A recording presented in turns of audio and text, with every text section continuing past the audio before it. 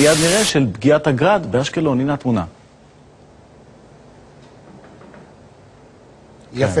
אז ראשית, הצנזורה משחררת אמש את הצילומים האלה, וכאמור, אנחנו מדברים על טיל גרד שנורא שלשום לבית שכניו של השר דיכטר. כתוצאה מהטיל הזה, יסודות הבית ניזוקו. למרבה המזל, באותה עת היו בבית סבתא ושני נכדים שהספיקו להיכנס לחדר מוגן או למקלט. בכל מקרה, לא קרה להם לא קרה שום דבר. וכאמור, מדובר בבית צמוד, קרוב מאוד לבית השר לביטחון פנים, שגם הוא באותה עת לא היה בביתו, הוא שהיה בלשכתו בירושלים.